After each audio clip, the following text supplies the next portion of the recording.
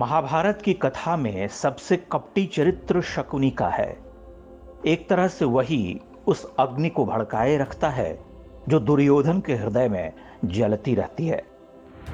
शकुनी द्यूत में जिस पासे से युधिष्ठिर को पराजित करता है, वह पासा उसके पिता की हड्डियों को गलाकर उसने बनवाया था। वो पासे शकुनी के वश में थे, इसलिए वह दांव से पहले पिता की मनुहार करता और पितुह पितुह बोलता था। पासे उसकी आवाज सुनकर पलटते थे।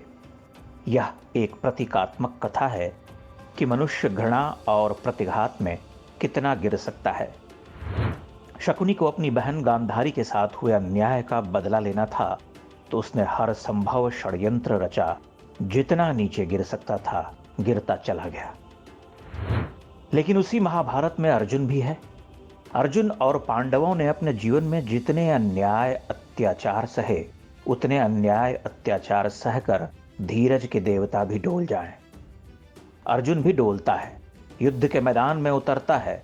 उसका मन भी प्रतिशोध की अग्नि में जल रहा, किंतु उसके भीतर प्रतिशोध से बड़ी मानवीय करुणा उमड़ती है और वह युद्ध करने से मना कर देता है। उस करुणा को कायरता, अधर्म या अज्ञान की उपज कह सकते हैं, किंतु वह उपजता तो केवल इसलिए है कि अर्जुन एक श्रेष्ठ मनुष्य है। उसमें प्रतिघात का भाव नहीं है। वह कहता है कि अपने ही बंधुओं का वध करने से प्राप्त राज्य का सुख भोग कर क्या होगा।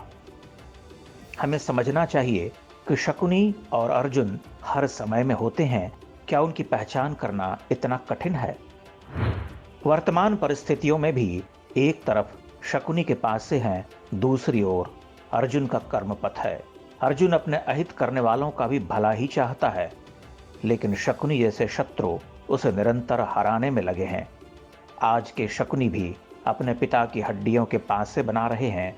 वह भी वैसे ही कुचक्र रच रहे हैं, वैसे ही धर्म और देश विरोधी अभियान चला रहे। तो ऐसे समय में देश को देखना होगा कि वह किन शक्तियों के साथ खड़ा हो रहा है।